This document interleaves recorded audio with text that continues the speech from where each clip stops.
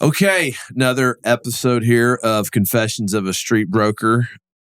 This is going to be an interesting one. We got on today Mac Morse, Citadel Partners. Yeah, man.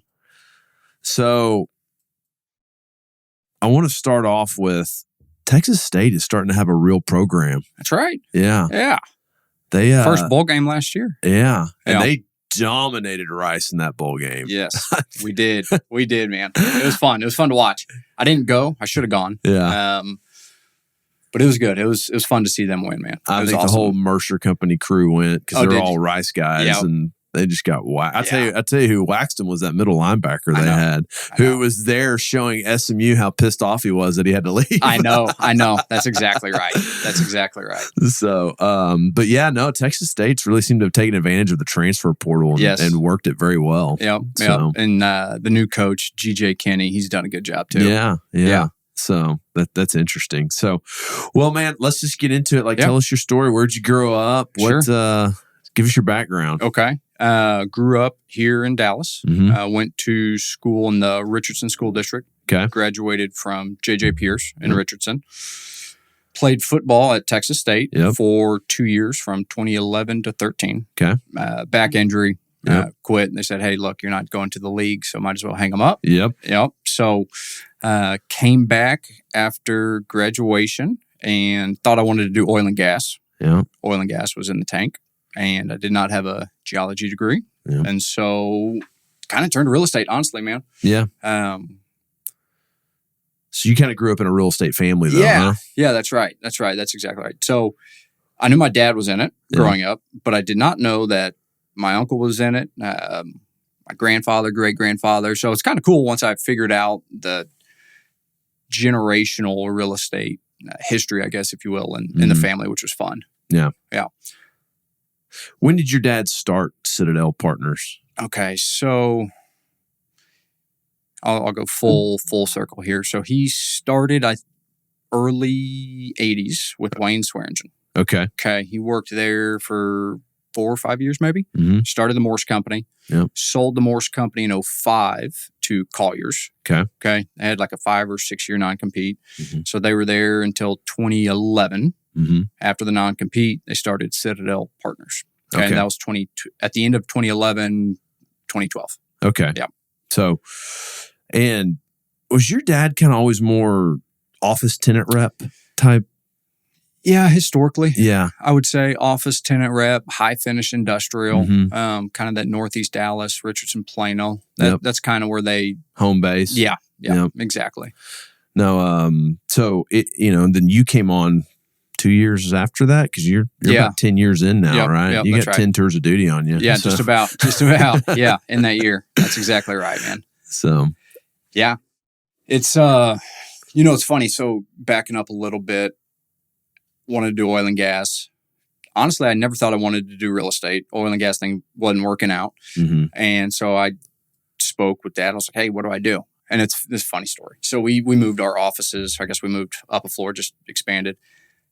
And I was going through my desk and I found this old list. It was a Big Chief tablet. Okay. And all he wrote down about 30 people's names. No company, no contact information, nothing. Mm-hmm. And it says, call these people, go meet with them and figure it out. Essentially is what he did. And so I made that. And I took it into an Excel sheet and I had like a huge piece of paper. It was all folded and taped out. But I met with everybody and found out all their contact information. And then finally, my last interview was with Michael Dardick at Granite. Mm-hmm. And he said, hey, your personality leans more towards tenant rep. Have you thought about working with your dad and Jess? And I said, no, I haven't. Don't have anything against it. I've just never thought of it. Mm-hmm. And so after that meeting, I called Scott Jessen and said, hey. You're number 31 on the list. Yeah, exactly. Yeah, how do I interview with you guys? Yeah. And ever since then, that's kind of all she's wrote, honestly. Yeah. So what made you think you wanted to be in oil and gas? No idea. I just, wild cat or rich people are in oil. Exactly. Yeah. That's just what young and dumb. It's funny. I always my wife, she went to work for a oil and gas private equity firm right out of college, and the guys that ran that, I mean, they had some incredible sales and Yep. And they'd always start the company all over again. Yeah, and that's she'd exactly go to work right. there. And then one of the main guys that did it all, he still does it. And he's kind of like a mentor of mine. Okay. And I was always telling my wife, I was like, real estate's really good. Yep. But maybe our son should do what Dickie does. Because man, it can be. It's boom or bust, right? Yeah, it is. Yeah. But that's what, a lot of tech people are oil and gas people, right? Yeah, that's exactly right. Midland connections. Yeah. And so it's one thing that just always interests me. Yeah. And, that's what our equity partners are out of Midland. Yeah. And so, that's the one thing I always say, man, maybe I would have studied oil and gas. I don't know. Yeah. Yeah. That's exactly right. Yeah. So, all right. So this is 2014, 2013 or no. So I graduated 2015 in May. Okay. Yep. Okay. Yep. And so it was, I'm trying to think, it really was like a finished up school on a Friday and a couple Mondays later went to work, honestly. Yeah.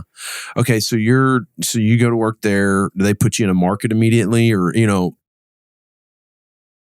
and correct me if I'm wrong, but I feel like you kind of transition from office kind of now into more industrial. You're still probably doing some office stuff because the fees are legit. Yeah. But so what'd you start off doing? Yeah. So I cut my teeth on office tenant rep on North Central. Okay. Okay. And North Central it's a great submarket. It's, I say hard. It can be hard for a young man to get started or a young woman, right? So you either have the smaller 2,000 to 5,000 square foot tenants, or you have the 50, 75 plus that are all corporate account type deals. So I was having some luck, but it was more that the smaller mom and pop shop groups, right? And that was my first 2 years. So I was setting meetings. I was learning the business, right? My first 2-ish years on that. And then I expanded north on Central into Richardson. And Richardson, for whatever reason, it could have been tenure or what have you, I started having a whole heck of a lot more luck, okay, on the office side. Okay. And then COVID happens, okay? And office, as you know, it was tough, right, to get anything done. And so I started calling on more flex users. And again, I had a lot of luck with flex users. And some of those flex users then took me into the industrial side. They said, hey, I need office space, but I also need, 50,000 square feet of warehouse. Yep. And so none of this was by design, right? Honestly, because there is a high importance of having that specialized area and focus. Yep. Undoubtedly so, right? Sure. But by the same token, I'm at a point now in my career, where I have a great list of clients who it's continuous business, right? And then it just slowly branches off. Yeah. And again, it wasn't ever by design or purpose to go that route. It's just kind of how it went, candidly. Well, I mean, okay, so think about it, right? I mean, that's somewhat of a situation I'm in, right? Right. It's like I have a book of business. I'll broker here and there, but Sure. I don't. It's not what I do. So I can go off and gallivant and buying a bunch of buildings and stuff. But I mean, it's the same thing, right? You got a book of business, And so for guys listening to this, like you got to put in, like at 10 years, you shouldn't really be making that many cold calls anymore. Sure. You should just be maintaining client relationship, and that's what you have. And you come, but on all fairness though, maybe this pulled you into it. But like the first deal we ever hooked up on was MedSpeed. Yep, and that was, when was that? It was like 19, maybe 18. Maybe even before that. Yeah, it might have been 17. Yeah, I think it was 17. 17, 18. And I mean, that was a pure industrial deal, almost like an iOS deal, because we had all the parking on the side. That's exactly right. That was interesting because I actually had Jason Mosier in here last week, and that was Mosier's land property. And then Cantext owned the building, and so we brokered. That was funny. Leases. I was coming into this, I was thinking, I was like, man, where did I meet Jeremy? Yeah. And they had a tough requirement, this client, right? Yeah. They didn't need a whole lot of warehouse, but they needed a ton of parking, right? To the tune of, 2 acres? Yeah. It was just the van parking, massive parking requirement. And so everything about the building, and I believe Cantext owned it at the time. Yep. It worked. The parking I didn't know about the land that Mosier had on the side. Yeah. Right. And then we thought the deal was dead. We toured it one more time. You showed up and you said, well, why don't I just call Moser? Yeah. What do you mean? Like, I had no idea. And he was like, well, there's that land right there. He owns that. I bet you guys can lease it to them. And it was kind of a light bulb of, well, that makes a lot of sense. Let's try that. Yeah. And so, but that was the first time we worked on a deal together and met. So, it's funny in that whole situation that started coming together, and again, there was that deal took a while to happen, but in the interim of all that, Moser's like, we're just going to hire you. So they hired me. So it's kind of funny. My biggest Brook Hollow competitor hires me to list their property. But it made a lot of sense because I had the adjacent building. We could connect the pieces. And then Moser and them, when Romy and them sold that package, they sold their land with the interesting. The same which buyer. makes a lot of sense. Yeah, it makes a lot of sense. So that's when, that's kind of when I started seeing you more on the industrial scene and all that and whatnot. So, well, I've worked an office tenant rep deal like once. Okay. Twice. Okay. This office being one of them. Yeah. The differences are amazing. Like, yes. They actually have floor plans and information, and there's not, needles outside that you got to kick out before the tenant shows up. That's exactly right. That's exactly right. Yeah. So what do you see the differences in like industrial tenant rep versus office tenant rep?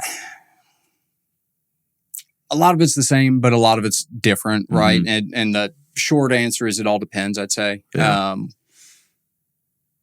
The difference in office tenant rep, there's a lot of different nuances that you have to be aware of, obviously, right, when you're going into it. But then again, so do you have to on industrial too. Yeah. Right? Like there's a lot of things where tenants or clients can get upside down on a lease if they're not being properly advised. Yeah. Right? I mean, HVAC, for example. Sure. A lot of folks don't necessarily consider that if they don't have a good advisor on their real estate team, right? Yeah, because in office, it's not really a consideration. It's not a big deal. It's part of the electric bill. That's exactly right. So, so you got HVAC, you've got sometimes it's full everything. Yeah. You got the roof. You got all of it.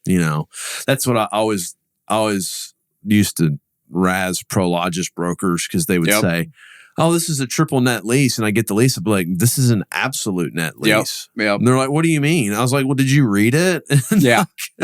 And that's the way a lot of these industrial landlords are moving to. The tenants got everything on them. Yep. That's exactly right. Especially with the bigger ones. Yeah. Right. That's what I'll poke Prologis again here on this, but their clear lease, that is that's a pay it forward absolute net lease. Yeah. And I remember one time I asked them, they said we were negotiating one, and I said, okay, well, help me understand this. If there's a roof claim and I've paid in all these insurance premiums, and this was on a deal in Houston. Okay. And I've paid in all these insurance premiums, and then you get a claim. Do I get my money back? No. They go, well, we just don't really have many roof events down here in Houston. That was the answer. I was like, corporate. Thank you. Corporate response. Corporate response. That's exactly right. deflect. So, but yeah, that's when you're negotiating these industrial leases, a lot of them they're pushing for capital expenditures to completely be passed through. Maybe it's on GAAP. And it's funny. Have you ever actually designated what? It's almost like a cost segregation study, right? Like you designate, but I don't know what the GAAP principles are for a roof. Or for concrete. I don't either. I don't either. That I'm getting out of my skis on. But yeah, from the capital expense perspective, absolutely. Yeah. Right. What's an operating expense versus capital expense? Yeah. And it seems in the past 4 or 5 years, a lot of what I would consider capital expenses are now being passed through. They are. Right? They are. When did that change? Right? And you'll get down to the end of it, and there's still outstanding issues if you point it out, right? Yeah. But again, you can have that come back and bite you as a tenant in their building, right? Well, from the industrial side. What's tough too is you can represent a tenant and you can tell them about this, and they're probably in such a deal mode at that point. Yeah. They're like, whatever, I need the building. Yeah, that's exactly right. And then in 2 years they call you and they're like, what in the hell is this? Yeah. And it's why do I have to pay for this? Man, we talked about this. Yeah. What are the overages? Because as in tenant rep, you end up being property manager sometimes. Oh, yeah. It's there's There's a lot that comes to it. So, but I guess the difference could be an office though, that, like, it seems like every office deal, they blow up the floor plan every time almost. Yes. Okay. Yeah. So I get what you're saying. Yeah. Industrial, the TI is obviously exponentially less. Mm-hmm. Office, completely different story. And that's why some of these suburban offices are having a hard time, right? If call it market is 25 gross, right? So 25 plus E. And company is coming in and they're touring, suburban market A, and they were just down in Preston Center or Uptown. Mm-hmm. And the rents are, $55, and you're getting $70, $80, $90, $100 in TI. Yeah. Right. Whereas the suburban market says, hey, I'm $25, but I can only give you, $35, $40 a foot in TI. Yeah. Well, the client can't build out their space to attract people back to the office, right? Because they're trying to create this culture of where the office space is fun, it's cool, it's collaborative, it's exponentially different than what it traditionally has been. Yeah. So more than ever, the space planning, the design layout, all of it, the buildings that the companies are actually going into, all of it plays a role. I mean, everything you're hearing and reading in the newspaper about flight to quality, it's all real. Yeah. Right. They want to go to the cool office. So what happens to the suburban office? Is it a tombstone that says COVID on it? I hope not. I really don't know, though, honestly. I think your guess is as good as mine. I think municipalities are probably going to end up stepping up to the plate and helping out in one way or another. Yeah. Right? Because at the end of the day, it's advantageous for everybody to have that office building full. Yeah. Right? From tax, so on and so forth. Whether it's, everybody thought they could adaptive reuse into multifamily. Yeah, you can do that, but it's not on a lot. I mean, it's a small percentage. I heard it's like 20% of them could actually right. I mean, it's got to lay out just right. Everything's got to be just right for it to work. And then you also have to have the property owner be willing to do that. Yeah. Right. So I think, I don't know, honestly. Yeah. Now, the one interesting thing about some of the suburban office is that I'll say at this point in the market, they're overparked. Okay. Right. So you might have a 200,000 square foot office building, and it might be on 15 or 20 acres, all surface parking lot. So there's something creative, whether it might be a zoning or an adaptive reuse or a life science group who can see the value and the use of that long term. Mm-hmm. I just don't think that's bubbled up to the surface yet, honestly, on, hey, this is the norm for what some of these vacant office buildings are going to be. Yeah. Right. Because even if you go to, if you're on the leasing side and you say, hey, Mr. Owner, I want you to put in $15 million into your building. Yeah. All the amenities, so on and so forth, do all the spec suites. Can you confidently say that you're going to attract all these tenants now? I don't know. And I think the answer is no. Yeah. Right. So they're definitely in a tough position. So I have another theory on office, and I want to hear your take on this. Multiple floor plate leases signed prior to COVID. Mm-hmm. So big law firm comes in, signs 5 floor plates. I always reference Children's Medical Center and Trinity Towers. Okay. They're in 7 floor plates. Yeah. So you sign a 10-year lease, COVID hits, the whole world changes. You're in this 10-year lease. What does office look like when these 10-year leases roll? So that's the question. Yeah. That's the question, right? Because, and people will say, where's the sublease market? And that's a great indicator. And you want to look at it to maybe even threefold, right? So what is it today? Mm-hmm. What is it peak COVID? And then also, what was it 2019? Yeah. Right. So what's realistic on the market statistics of where we used to be in a world in which we thought was normal? Yeah. Right. But so now if you have your occupancy level down, but their leases are still in place, right? And they're still paying on that. Yeah. So to your point, what happens? Yeah. Right. I think they renew 1 floor or 2 floors. Yeah. And they give back a big old sandwich of floor plates. Yep. And then here's the other thing too. So I don't know, 2021, 22, you had, hey, we're going to work from home. right? We can still maintain our profitability while giving our employees the flexibility. Yeah. I think those days are gone, candidly. I really do. I don't know how you can do it. I cannot work from home. No, I don't think it's effective. Yeah, I think what is going to stay is some sort of flex schedule, right? So if it's a Tuesday through Thursday or Monday through Thursday, what have you type deal. So I think there's something there from the flex that's going to stay.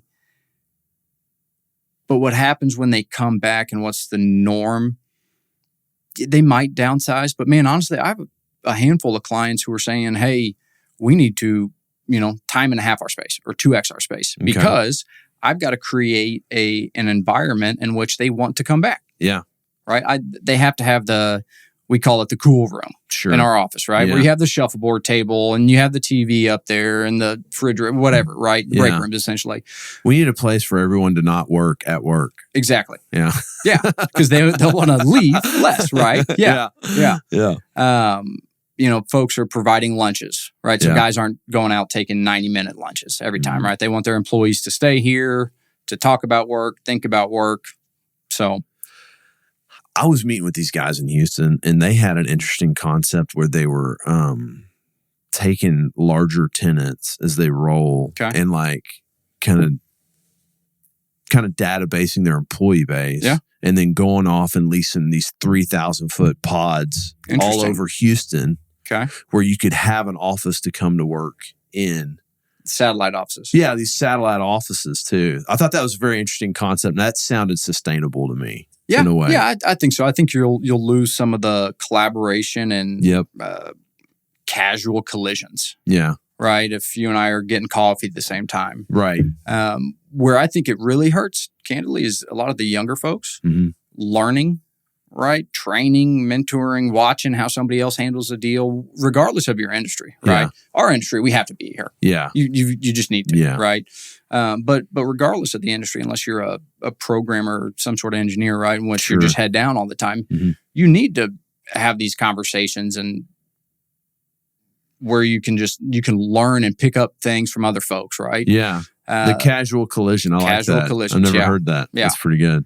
No, you're right. I think I think these were more of an escape for people that just can't, you're at home, the dog, the kids, the spouse. It's all just, you're available. But no, I'm not, but you're available. Yeah.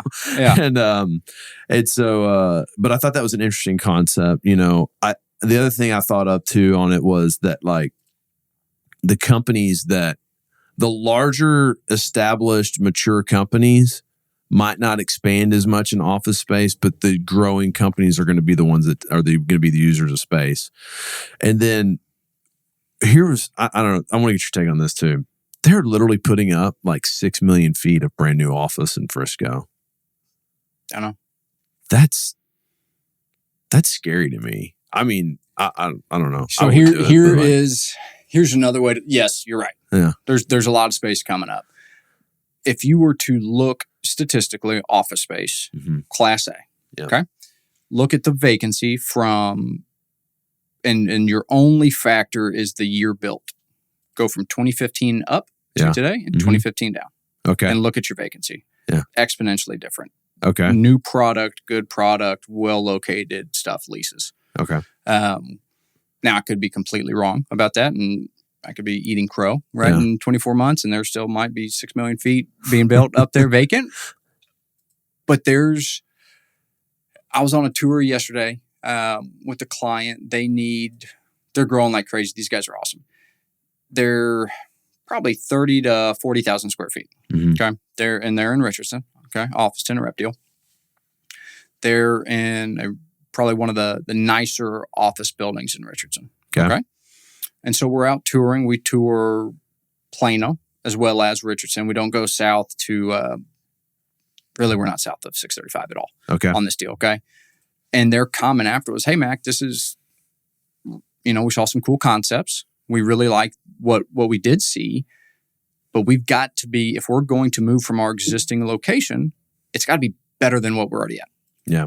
We can't, not that the buildings are bad, but from a newness standpoint, they're going to have a hard time selling it to 75 employees of, hey, let's move to this building over here, which is 15 years older, but they just renovated it, right? So they want it. It's kind of, once you have it, you don't want to give it away. Sure. Right. And once you can taste, hey, this is really nice. This is good office building. It's a good operator, so on and so forth. It's hard to go down. Yeah. No, no lateral moves in office right now. Yeah. Well, okay, let me ask you this. Since we all make a bunch of cold calls, is there a difference in making an office cold call versus an industrial cold call? Yeah. Okay. What's the difference? Absolutely. An office has changed exponentially since COVID. Okay. But Dallas, and it's funny, I went to New York. My wife and I saw some of our college friends who live up there 5 or 6 years ago. So it was pre-COVID. Mm-hmm. We were walking by buildings, and I was asking my buddy, I was like, how do you get into the building? Oh, you have to have an appointment. So I was like, you can't just go into the elevator. And he's like, no, dude, you can't do that. Yeah. And it just kind of dawned on me. I was like, man, Dallas, we could. Walk in, right? Now you get kicked out all the time by the security guards. Sure. All the time, right? As office guys, it's kind of a badge of honor. And some of our young guys will come in after and like, man, I got kicked out of this building. And it's like, nah, don't be defeated. That's great. Yeah. That's great. Congratulations. Get back on the horse. Do it again. Right. Mm-hmm. It's part of it. You just got to learn. Right. So they actually have, so you got a security guard you're up against. You got to navigate that day and be like, oh, I know where I'm going. Yep. Get to the second floor. Hurry. Yeah. That's exactly right. That's exactly right. And it's tough. It's hard, but you have to make light of it and you got to have fun doing it. Right.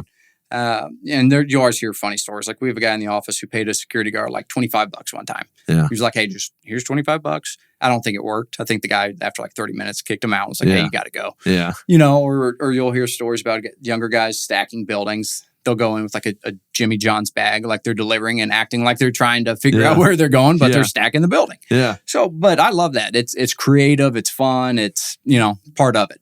So do you go to the building directory and just start clipping pictures of that the whole Right. Yeah.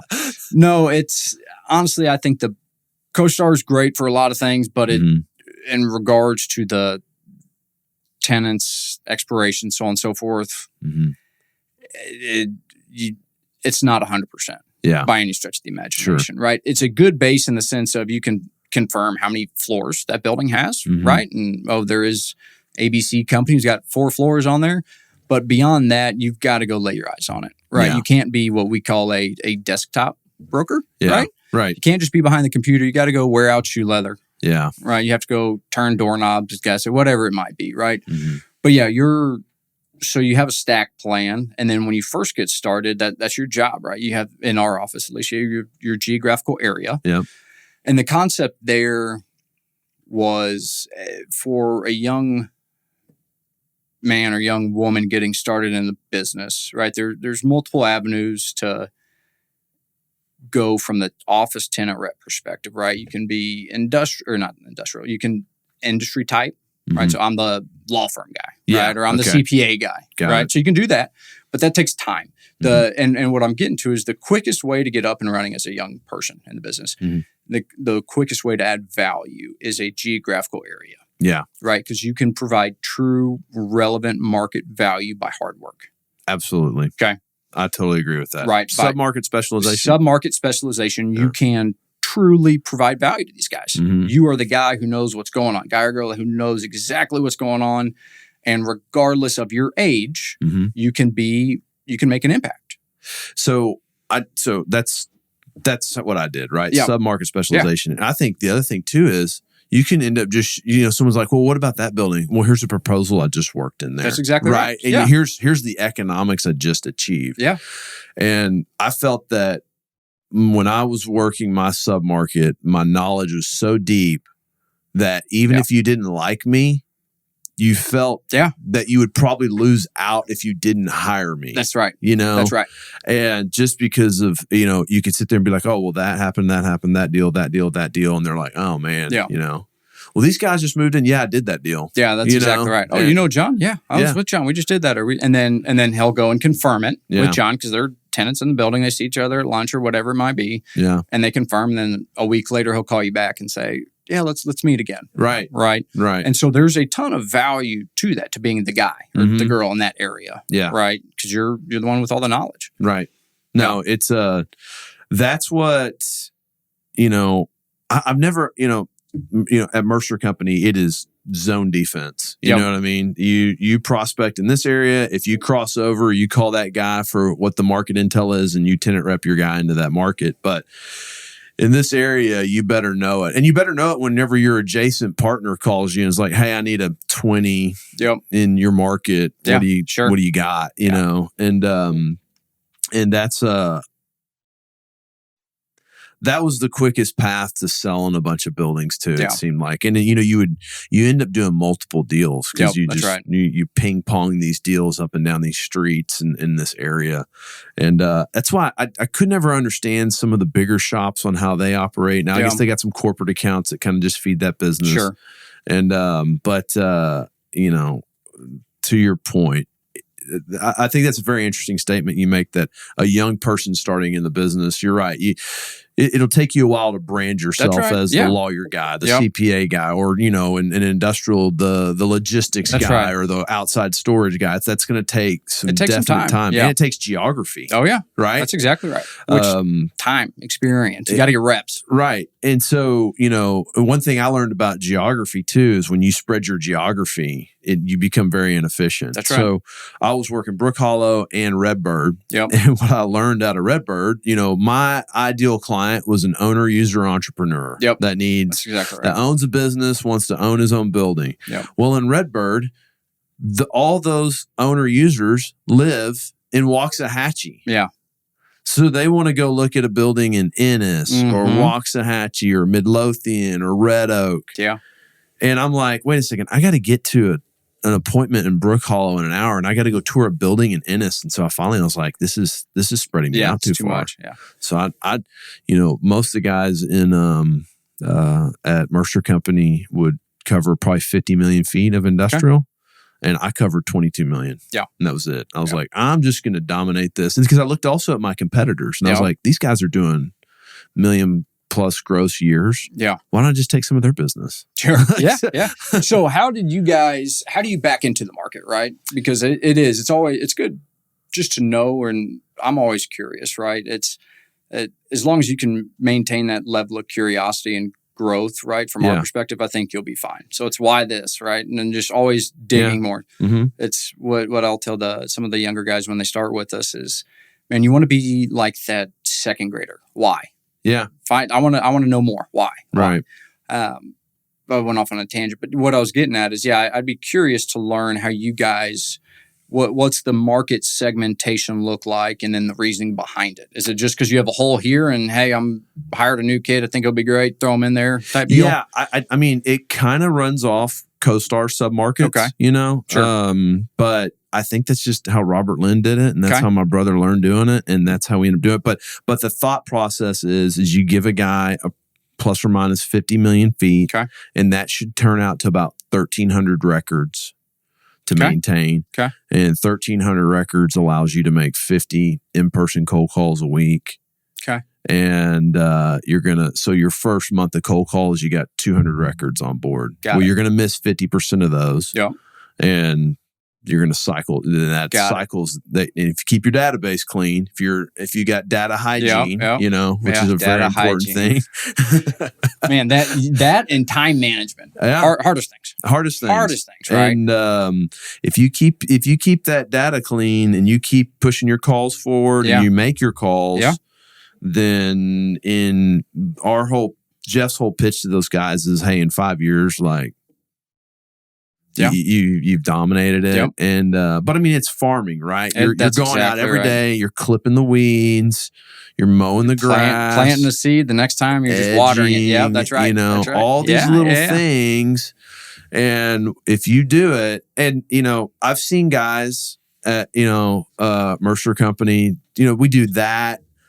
You make your calls, we call them TIPs or transactions in progress. That's a cold call that kind of converted to this is you have a homework assignment type deal. Yeah. This is an actual need, and then you call on those. You maintain your calls on those. You drive your availables, and then so Mercer Company guys drive their submarket every week and just make sure what you learn in a lot of that is. You sometimes just see things. Sure. Yes. You see real estate emergencies where there's a guy that has his whole truck court piled to the sky full of stuff. And you're like, this guy needs a building and this isn't the one. Yeah, that's exactly right. He's growing fast. So that's a big thing you learn by this. And then but being a submarket specialist, you can be walking over and go, hey man, there's 50,000 feet down the street here and you're in 20. Like, have you ever thought about this? Yeah, that's exactly right. Or hey, that's what I'd always use with like if Brook Hall was always weird from the standpoint. There's only like 10 buildings over 100,000 feet. There's not very big footprints because those were all built late 1950s, early 60s. Back when trucks were 30 foot, 40 foot long, and truck courts don't work and.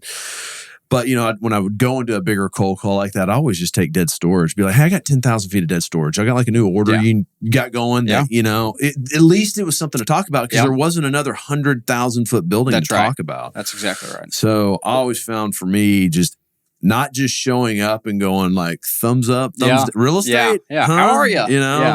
Having a real purpose being there every time. That's right. You're giving them some information. You got to provide value. You have to provide value. You got to provide value. Yeah. You can't just go and say, hey, how are you? Yeah. Right. Or guys don't want to really talk about vacancy rates. Well, if you go in and say, oh, the vacancy rates are down by, the business owners don't think about real estate as much as we do. No. You're thinking about all these transactions you got going on. All these things are happening. This guy's like, my lease ain't up for 4 years. Yeah. Why do I need that? I don't need. Why do we need to talk? Yep. And some guys will never talk to you. Some guys just love to talk, so they'll talk to you. That's right. Yeah, they talk to everybody. They talk to everybody, and so you never know. You think you're standing in a great place with that guy, and had a great meeting. Yeah, that's exactly right. And then the next 10 brokers, they had the same meeting, and then it just happens one day. Whoever shows up on real estate day gets that guy's deal. Real estate day. Yeah. So, but what I noticed at Mercer Company was the guys that did those 3 things, made their calls, drove their availables, and what we just organize on the weekend. You got to work on the weekend. Yes. Like I'm sorry, this is it is what it is. The paychecks you get in this business justify you working a couple hours on the weekend. Yeah, and you'll be fine. And the guys that do all 3 of those things, they do great. Yep. The guys that do 2/3 of them, they're a very mediocre broker their whole career. Yeah. And then the guys that just do one of them get fired. Yeah. Because they're probably lying about the one they're doing. Yeah. That's exactly right. Yeah. So, but yeah, that's really what it is they look for an area that has enough footage, not a lot of corporate footage because interesting. We don't have that business card. Yep. Yep. And so you're looking solely, hey, 50 million feet per guy. Mm-hmm. Do you guys have teams or what's? There has been some teams. It's I think teams are tough in real estate brokerage. Sure. I've always said I'm a terrible teammate in brokerage because I just get the hell out of my way. I got this. Yeah. And then I look back at the end of it and I go, well, I don't know why I team up on things sometimes, And then sometimes there's, teammates provide a ton of value, right? Yeah. Having a teammate is really a business partnership. That's right. And business partnerships are very tricky. That's right.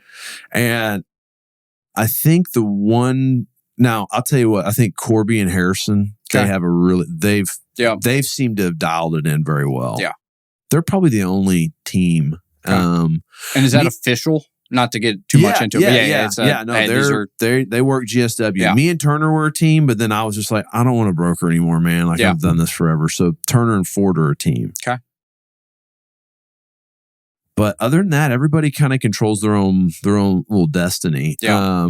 But real estate teams are hard because it's I guess it's the delineation of responsibility, right? Sure. It's As it is in any business partnership. No, that's right. It has to be very, very clear. Very clear. You have to have tenure as the relationship. And I come at it maybe from the different side because Scott, right? Scott Morse, Scott Justin, who's two partners at Citadel, they've been together longer than most marriages, right? Like 30 plus years. Yeah. And their MO has always been, it's got to be as good getting as it is giving, right? Yeah. We all got to be pulling the wagon in the same direction. Right. And if they go to a meeting together, one of them is going to pick up something that the other misses. Sure. Right. And then they will be able to leverage each other, right? One of the prospect was a football player, so Scott Morse could really connect with him. Yeah. Or the other one was a basketball player, an Iowa guy, so Scott Justin couldn't connect with him, right? And they've been able to yin and yang forever, right? Yeah. But to your point, it's a business partnership, right? It's a relationship, and they've been able to do it forever. Yeah. But yeah, when you look at some of the bigger teams at different shops, right, and it's a team of 13 folks, it's like, man, how does that work? Right. Isn't it funny when you see like on Traded, they're like, we just closed this lease. Yes. And there's like 100 people. I know. It's like, what was that? Who got paid? Yeah. What did you get paid That's on exactly that? right. I guess if I had to sum it up, let me just kind of hit me. So the three things that we say that they have to do, if both teammates aren't doing that, then I think that's where the team could fracture a bit, right? If one guy's not making calls and the other guy's making calls and generate a bunch of deals, then the guy generating a bunch of deals, right? He's going to look at the guy not generating a bunch of deals and being like, at what point does this reciprocate, right? That's exactly right. Or if, one guy is driving the market all the time and knowing all the availables and the other guy just relies on the other guy to do it, then when it can be really tough. Those are the, you got to be nerding out real estate equally as hard. That's right. And if those things don't align, then it doesn't work. Yeah, no, that's exactly right. So if one guy has a GSW client and he wants to go to Brook Hollow, how does that work? So let's say Corby or Harrison, they got a guy, hey, I need 50,000 feet in Brook Hollow. Okay. Well, now it would be Turner, but at the time, me, right? Hey, Jeremy, we need to lease 50,000 feet in Brook Hollow. What they would do is they would have the admin rip my database, which should be clean as shit and ready, tell you every on and off market option, everything that's working on it, correct rents, OPEX. Your data hygiene. The data hygiene should be tip top. And then what they'll do is they'll take that list and come to you and go, hey, this is what I need. Give me like my 5 best deals, right? And you're like, hey, this. And then they call the listing broker on that. Okay. So are you working that with them at all? No. Okay. That's their deal. Okay. It's we kind of say relationship trumps everything. Okay. I will say this. I do feel like sometimes if I go ask someone for their availables, they feel like they should be paid for it. Yep. And I'm kind of like, that is not the case. Yep. And that has been repeated multiple times within the company, but everybody still thinks because they did their job that they should then be additionally compensated for it by getting paid on deals they didn't generate. And I don't think that's the case. To the choir. So that can be tough. Yeah. And it's some of it too is you don't know what you don't know. Yeah. Right. As the guy who's being asked for the market availabilities, right? You figure that out as you grow in the business and as you go get your own clients. Yeah. Right. And how hard it is and how competitive this industry is. Yeah. Right. Yeah. This North Texas in general. Once you figure out how hard it is to go get your own client from a tenant rep perspective or leasing side, you will then understand when somebody asks you for info, you don't deserve anything. No. Right? You did your job. Right. You're being a team player. You helped. Right. And now everybody has their ins and outs on how they work different submarket deals. Right. But yes, to your point, it's you've got to be the absolute, because like in our office, it's so if I have a deal that they want to go to Brook Hollow, I'd say, hey, Jeremy. Yeah. Let's work this deal together. It's my deal. Right. But I want, and the common denominator, the end all question is what's in the best interest of the client. Right. And so if there's ever any discrepancy in your mind or in the conversations between both guys, it's what's in the best interest of the client. Right. say I don't know anything about Brook Hollow, right? So it's not in their best interest for me to go try to learn that market real quick. Mm-hmm. It would be easier for me to leverage Jeremy and your knowledge. Hey, let's work this together. You do this. I'll handle conversations. I just need you to handle market. Yeah. Okay. Mm-hmm. And then again, on the flip side, when Jeremy has something on Northeast Dallas, yep. Jeremy says, Mac, I got a deal. Let's work it together. Yeah. Right. Reciprocating. Yep. Right. You got to think about that. And the only way you can figure that out is tenure and time. Yeah. Right. And what I've also learned to kind of add on to that is some guys are just better at certain things. Sure. Absolutely. So sometimes, I still have a client now, if I have a deal, I don't necessarily pick the sub-market guy because sometimes, especially like on an iOS deal, those kind of cross markets, right? Yeah. Oh yeah. And I whenever I get one of those kind of whenever I get a requirement, I really look at the guy that's going to work it. Yep. And say, okay, this guy's really good at digging up these odd types of deals, and this is an odd deal. That's right. And he will stay on it and stay diligent. Yeah. If this is a fairway deal, tenant rep, right. basic distribution space, this guy's can handle that. Yeah. Yeah. But I try to hire and tailor it to the guy in the sub market, exactly right. Or maybe not in the sub market, but willing to do all the legwork, the bullshit. Yeah. I mean, because it's I got one right now, and the client's very he's not difficult. He's just very picky. He's a very good shopper. Okay, he's a very diligent shopper. He knows what he wants. He knows what he wants. Well, fair enough. He doesn't want to overpay, but he's very he. And it's funny. Out of most people, he wants the shittiest building you can find. Okay, like he wants the. This is a owner user. Owner user. Okay, and I mean, I had to identify like 35 buildings that were ugly and big. Yep. And I was like, I need someone that will call all these people just relentlessly. Yeah. And that's the guy I picked for that deal because I knew he would do that. Yeah. And, it's funny, out of it came a deal that we might buy now. Yeah, exactly. And so, but there's certain requirements that require an extra step. Yep. Yeah. And you got to find the guys that'll do that. And so I kind of tailor it to those things. And that's exactly right. And I think that's the best way to go about doing it, right? Yeah. And the more, because what you're doing, you're leveraging time and expertise, right? Because, hey, I've got the relationship. Yeah. Person A, you've got the piss and vinegar to go call 50 buildings. Yeah. Right? That's what needs to be done for this deal. Yeah. I can do it. But cold call 3, but I don't want to. Yeah. I'm like, ugh. That's right.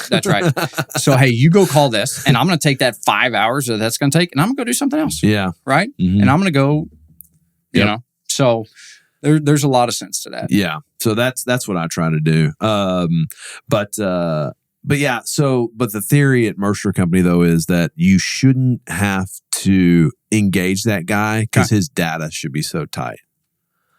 But some guys... So do you have open database? It's not open, but you can go request it. So how does that work? So I just go to the admin. I go, hey, I need availables in this market and this market. I'll say, hey, give me availables in Keenan's market and give me available in Turner's market. Okay, cool. Okay. She sends them to me. I look at them, and then I go, hey, I'll just walk in their office. Hey, man, here's your availables. Okay. What do you know about these? Just kind of give me a 5-minute skinny on them, And how often does that happen? Overlap submarkets? Oh, a lot. Yeah. I mean, do guys ever work them together? Sometimes. Okay. Sometimes. More on the listing side. Yep. Because the submarket guy's sitting there all day long and can go tour it, right? That's right. Yeah. Especially on a lease side, it's like, you're servicing the client, but like, man, Corby has listings in Brook Hollow, and he engages Turner and Ford on them because to go from GSW to go show a lease listing, it's a lot of time. Yeah. So, but I want to touch on a point you made earlier: the quality of broker in Dallas. Yeah, like I don't think people understand. I think Dallas and Manhattan are the NFL. Yeah, that's fair. brokerage. Yeah. And I've dealt with a lot of brokers in different markets, and it's just different in Dallas. And, it's competitive. Now, nobody get mad at me, but I'm just telling you, I've seen some. There's definitely some lazy ass brokers in Dallas too, Of course. Just the intensity of guys in Dallas seems to be, when you make cold calls, it's the A team, man. It is. It's the A team, right? So that's so if you can make it here, you can make it anywhere. That's funny. That's what Scott told me when I got in there. Like, look, if you can make it in DFW as a tenant rep broker in office, this is when I first started. Mm-hmm. I could pick you up and put you and drop you anywhere where they speak English in a sales role, and you will be fine. Yeah, it's that competitive. We're not giving you business. We're teaching you how to not only hunt, stalk, kill, but clean and eat it. Yeah. Right now it takes time, and a lot of training, right? A lot of reps to get there. But man, it's competitive. Yeah. No, it is, and I feel fortunate to be able to cut my teeth on it. Yeah. And I feel like it's made me such a quicker operator on things. Like how's that transition from what you've done at Mercer to now Matador? I think it's I can beat people to the punch. Okay. In what regard? I don't need to think about it that hard. Yeah. You can show me something. I'm like, I get it. I understand how this plays out. I've tenant rep that, or I've sold that building before, or, I've just, whereas these other capital groups, they're like, well, get us a bunch of comps. Yeah. Now get us a bunch of competing. That's right. I mean, like we're fixing to go on a contract on a deal I didn't even underwrite. I'm like, this works. Yeah, I don't have to think about it. Like, and I don't care. I haven't even called a capital partner on yet because I don't care. I'm like, I'll raise it. This is slam dunk. Right. And that's what, after I've had reps working with guys. Well, that's the thing, right? Like, the market, I'm sure, you know what, you know the background, the story, right? Yeah. You're not historically the desktop broker. Right. You were boots on the ground working it, so you get it. So you don't need the comps when you know them. So what I figured out was whenever I started selling all these private equity companies buildings, I was like, you are sitting in the Crescent all day long, having your lunch at somewhere near the Crescent or at the Crescent. And then you want me to sell you buildings. And I'll tell you the one person that I thought that did this right. And so I met with a group in Old Parkland. Okay. You've been, everybody's, a lot of people in Old Parkland. That place is intimidating. It's like the freaking Illuminati in there. Okay. Cool. I mean, literally. Yeah. It is. And this one guy in there was like, so why do you think Cantex sees so many more deals than me? I go, because they office in the neighborhood they want to own. Like, I used to just go eat my lunch there every day and sell them a building. I go, talk about deals. Do you know what it's like to come to Old Parkland? Like, this is a very demark of we're not the same. That's exactly right. And so it's intimidating. Yeah, absolutely. Like, and you might get called, but it's probably going to be the 4th or 5th call. Yeah. Right? Yeah. After, 1 through 4 said no. Yeah. For whatever reason. Right. You're just not top of mind. Right. You're not. Yeah. And so I always thought that was a kudo to those guys for being like, we're going to live where we want to own, and they've accomplished that in spades. So they've done it. But yeah, I think the transition's been like, just, hey, I get it. I know what's important in a contract and what's not. I know we're not to get hung up and stuff, and where things that can actually happen. And do I still get burned every now and then? Sure, right. You know what I mean. There's always a new situation that happens. Oh yeah, you're always learning. That's one of the things I love about the business. Right? Yeah, you are. It's always something new. There is no day's ever the same. No. Right. How's what have you liked more? What have you liked more, and what's been more difficult? I loved brokerage. I think the difficult part now is I really kind of got to the point where I enjoyed making cold calls, because it was almost not working versus all the transactional work. Because you get to a point where you mature in your cold calling career, and it's like everybody sees you then. Yeah. It's not just such a slammed the door. And, you've kind of gotten past the first 5,000 rejections. And it's like, okay, now people see me. Now I have great dialogue. People actually want to see me, want to talk. You have a relationship with them, whether they're a client or not, but it's because you've cold called on them forever. Now it's not a cold call, right? It's a warm call, if you will. Right. I miss that. That's, so we're trying to, me and Will are trying to get me out of some weeds to where I'm going to go do that on the capital side. Yep. I'm just going to go straight street broker on capital side. I'm like, no one does that on that side of stuff. So hopefully that'll be maybe our unique, I'm going to probably get kicked out of a lot of offices trying to do that. Yeah. But who cares? So that, and then I think what I've learned, what I have enjoyed on this side is this side does take a real team to build. And so it's been fun kind of building that out and watching that grow, because there's in brokerage, it's the, there's just a couple less steps, right? It's locate the building, negotiate the deal, close it, go to the next. Sure. This is locate the building, negotiate the deal, capitalize it, get a bank loan, get it closed, get it leased, stabilize the business plan, make distributions, get investors happy, eventually exit the asset. So there's that takes such more of an army to cook that. Yes, 100%. But and that's why we did just third party, send out probably about 170,000 feet of third party management to Fort Capital, because I was like, you know what? I don't want to be a property management company. I will manage some single tenant assets. Those are easy, right? But these parks and all that stuff, those take a lot of touching. And I was like, what's y'all's AUM? Your asset? We're at 190 million in AUM. Okay. So we have a little third party that I do for 2 just long-term clients of mine. But most of that, I'd say probably about 150 of that's us. Okay. So, but I just came to the conclusion, a lot of people will tell me, hey, if you don't self-manage, you're going to lose control. I'm like, well, I didn't have control of my property manager that up and quit on a Friday afternoon whenever we got real direct on some questions of where some work was. Yeah. And they're gone. So what's the difference? So we went and hired Fort. We're in that process right now. It's been pretty good. But I'm like, I just want to be a deal assassin. Like, I want to be like the dude that, hey, call this guy. He'll show up and he'll close. Yeah. And he knows what he's doing. What's middle of the fairway for you guys? Middle of the fairway for us is probably a $3 to $10 million deal. Okay. Deal size or equity? Deal size. We've offered on as big as 100 million. Okay. We probably start. We would probably be very effective up to about 40 million. I would say the 100 million one. I was kind of like, if this mass, I'll pull it off. But I didn't really have the figured out when you get there. I didn't have the whole flight plan together. Sure. But I was like, I'll figure this shit out.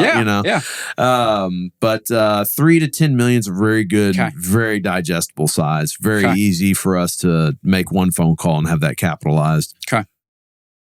And love single tenant assets with some kind of yard aspect. Okay. Sure, we'll buy a pure distribution building too. Yep. We just don't see them a lot because they're all newer type stuff, but would definitely buy them. And then the small bay business parks, I feel like those have I haven't really seen many left with a value add component. I think all the juice has been squeezed. All the juice has been squeezed. Sure. All the old owners are out. All the new ones are in. Yep.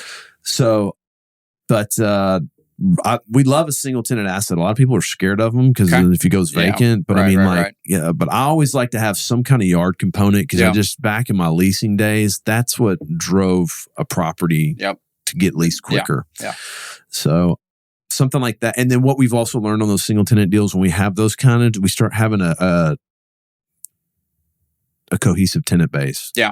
That have multiple we're fixing to put a deal under contract right now. One of our tenants is in another facility, has already looked at it. Yeah, and it's like you're puzzling, right? You're putting it together, right? That's awesome. And so that's going to be part of our summer intern. Is like, hey, find 100 companies we want to do business with, and let's just go. Let's get our stuff pre-leased, and so that's a real fairway for us. Anything San Antonio, Austin. we're really trying to get into Houston. Houston's a very different market.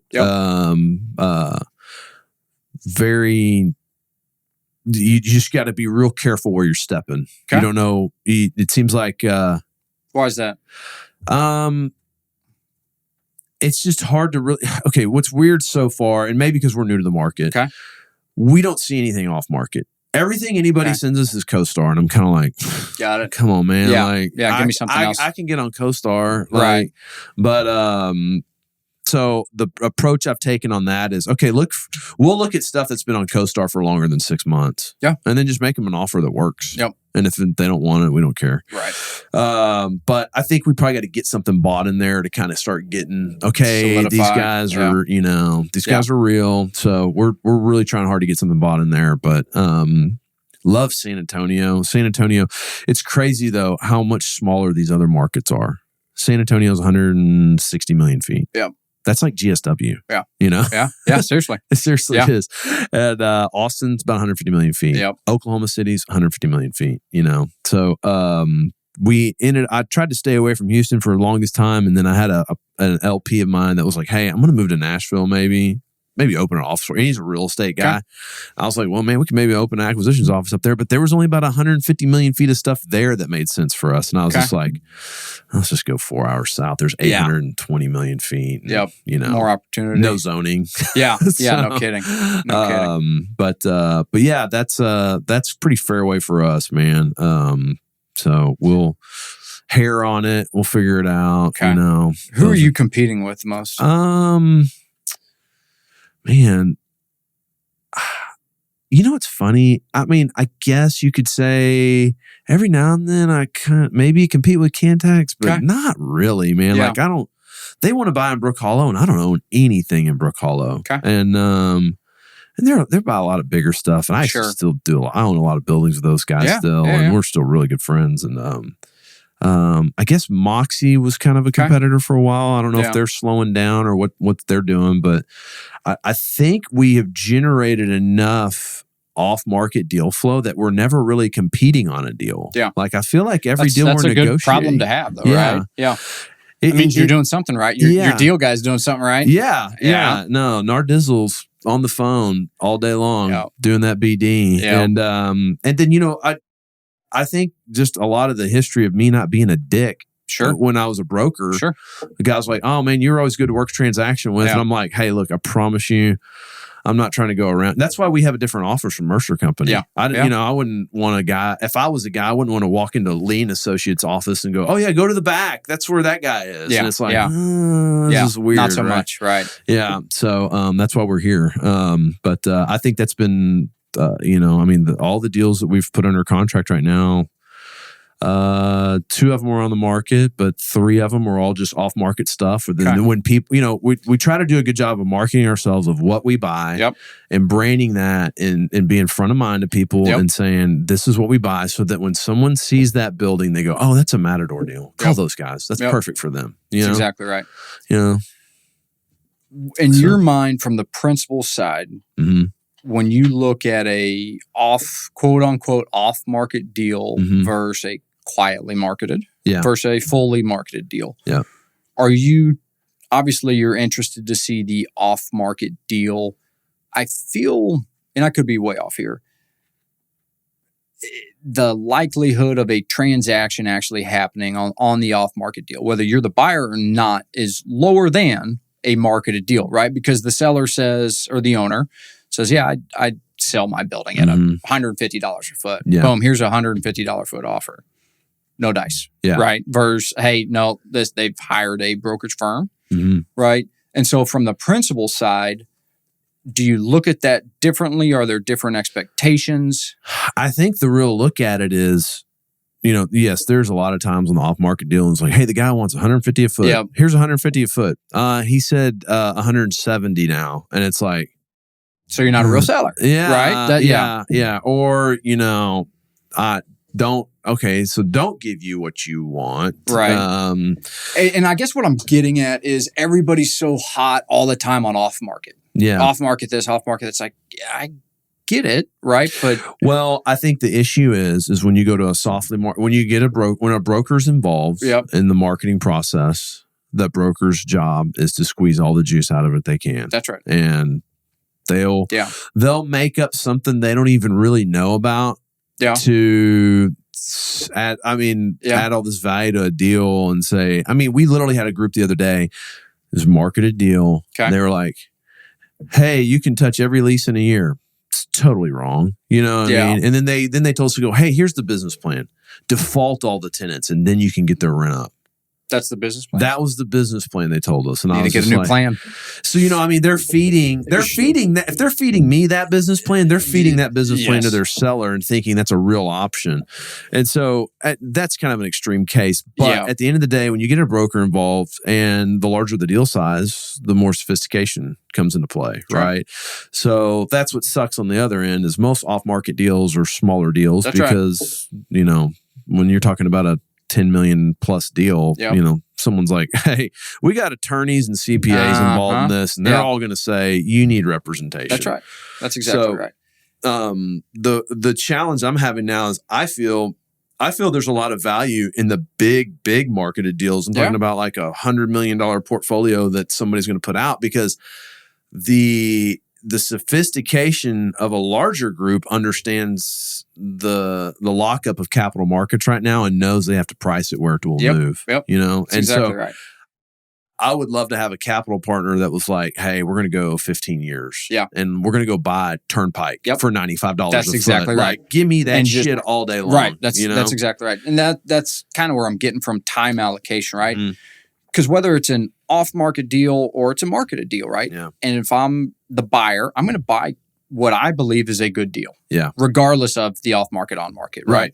Because, if it makes sense. Okay. Yeah. And so now that you have bigger deals come out and other guys can't do it, right? And then you can come at it with the background and approach of having your experience saying, no, I know how to work this deal. I know how to squeeze this out of it. I know how to make more sense out of it.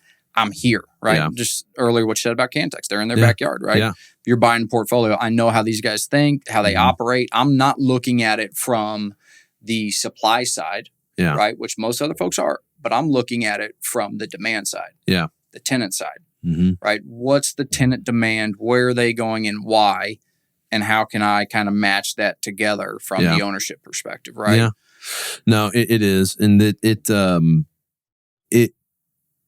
I don't know. I just think there's a very good value and good basis. And I can fight through some lower distributions for a couple of years to get there. Sure.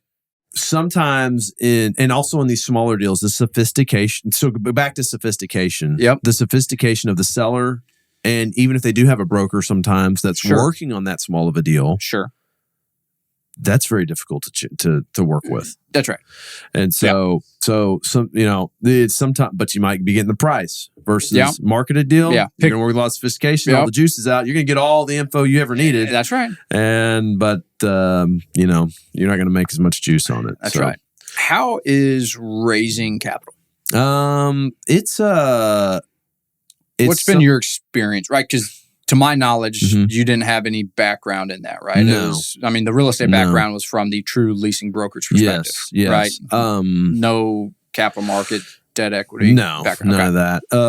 It was just, hey, I got a deal. Okay. Do you want to buy it? I sold you an industrial building before and it seemed to work out pretty well. Do you want to buy this one with me? So high net worth guys? Yeah, high net worth guys. Okay. Started there and now we're kind of into larger capital partners, but that took track record. You know? You got to be able to put skins on the wall, right? Yeah. And so, but I want to take a larger approach to it now. Like I said, I'm just going to kind of start going calling on these things. So you're going to fly up to New York and everywhere and go pitch these guys? I might, yeah. I've kind of databased New York, Miami, South Florida, Dallas. I mean, there's enough money in Dallas to figure it out, but it's just whether you can connect on all those things. Are there any? So from on the principal side, right? I feel like the deal guys, the acquisition guys, so the Wills of the world, it's a tight knit group. Yeah. Right. And they say, and like that's why I love Will. Right. Yeah. If I talk to him, he's like, hey, dude, that's not for me, but you need to call Joe. Yeah. Right. Like that's him all day long. Yeah. So a step above that, or I guess aside of that, from the capital raise perspective, is that pure competition? Is it, hey, I never talk to them. I'm never telling him where my money's from and vice versa? There's a lot of that. You don't really know where everybody else's capital comes from, and they try to hide that. Okay. But you kind of find out at some point, right? You know, you find those things out. So, it just, but then, I mean, I think my capital providers aren't even I'm the only industrial guy they have in DFW. Okay. So, but yeah, that's been the journey of that. So, well, there's a couple things I always like to ask on this. Sure. What was your funniest cold call you ever made? Funniest cold call. You're putting me on the spot. Funniest cold call. Or most awkward situation cold call. Oh man, I got so many. So the ones that are coming to my mind, they weren't me, but they're in the office. And that's what I love about the camaraderie of this business, right? It's the closest thing to college sports that I've touched. Mm-hmm. It's the camaraderie, it's the ups and downs. The locker room of it. Yeah. So we had a guy one time, he was making a cold call over the phone, and he said, "Hey, my name is so-and-so, and I just wanted to see if you wanted the opportunity to meet me." And the guy goes, "Excuse me?" He goes, "Yeah, I wanted to see if you, Mr. Prospect, want the opportunity to meet me." And all of us kind of turn and laugh, and we just start dying laughing. Anyways, the guy ended up being a long-term client of this guy's, and it worked out well. Yeah. That was funny. Okay, so there's one. There's Paul Clarkson in my office. So he calls me the other day. He was like, "Dude, I just had the best call." I was like, "All right, what happened?" And he goes, "Okay, so I'm calling. I forget the tenant's name, right? But the mom, so it's family business, locally owned business. The mom, her name is Pam, and she's very talkative. She talks to everybody. But she said, I forget the son's name, John or Jack is he runs the business now. Mm-hmm. And so he was like, "Man, she talks to me. I got to get in with John. I got to get in with John." And so he comes in and he goes, "So Pam, I think I can help with this Pam issue." And he takes a Step Brothers approach, right? I don't know if you've ever seen that movie. Yeah. Okay. Where they're at the same interview and he leans back. He goes, "I can help with the Pam issue," right? And so Jack turns around the corner and goes, "Dude, that was awesome. Just because you said that, I'll meet with you." Yeah. Right. Yeah. And so that was funny. Yeah. Man. All right. What was the other question? What's like a deal what's like kind of like your pinnacle deal you've done so far that you kind of put together that was just, one you're really proud of, or, one that just had a lot of hair on it, but you got it done? And yeah. Man, the one that we sold to you guys the other year, 2 years ago, off wrap 3801. That was a really nice one. Mm-hmm. That had some hair on it. That was getting down to the lick log of, hey, we're either going to make this thing work or not. Yeah. Right. Mm-hmm. But my favorite part, rather, is not necessarily one pinnacle deal. Yeah. My favorite part, candidly, about the business is when the client says, "You're my guy." Yeah. At the end of the deal, when you get paid or whatever, honestly, at that point, for me, you already have deal fatigue, and it's kind of anticlimactic, right? It's like, okay, cool, check came in. But it's when you pitch the guy, or when you prove that you're the best, or you do the whole dog and pony, and you pitch them and you execute and you win, and they say, "You're my guy." Yeah. That's what gets me going in this business. And that's what I really like and enjoy, right? And work in that. And then now it's also funny. I was at the Wildflower Festival in Richardson the other day, and I had a client come up to me and says, "Man, my wife, she pointed you out of the crowd because you're the one with the cute family who always sends us Christmas cards." Right. Yeah. So it's like clients are friends now. And that took almost a decade, right, to get there. But it's like, that's the stuff, like when my wife, Megan, she'd be like, "Man, that was cool." I was like, "Yeah, that was cool. I'm glad we do that." Yeah. Right. Yeah. And so it's the little affirmations like that are cool for me, that I really enjoy doing. Yeah. So that's not necessarily a pinnacle deal, if you will. But I understand what you're saying. Yeah. Okay, last one. What's something unique about you that most people don't know, or different, or what's special? What you got some talent or something no one knows about? Oh man, my party move. Your party. My party trick, right? Yeah. I'm Your trying to party think. trick. There I you was in high school. I was captain of the country western dance team. Oh, there you go. Yeah, So yeah. your two-stepping is legit. Legit, man. Yeah, we were doing all the twists and twirls. I'm trying to. Yeah. Started my own landscaping company with my roommate in college. That's cool. Natural landscaping after Natural Light. Yeah. Beer. You grow it, we mow it. You grow it, we mow it. That was our slogan, man. Yeah. Yeah. Yeah. Well, that's cool. Yeah. Yeah. Well, man, this has been fun. Yeah. I really Thank appreciate you very coming much. and doing this. No, likewise. It's very interesting hearing from both sides of asset classes that you work. Sure. Yeah. Absolutely. So. Well, thank you. I appreciate the opportunity to come chat with you and get to know you a little more. Yeah. Awesome. Yeah, Mac man. Morse, everybody. Thanks, Yes, sir. man. Thank you. See ya.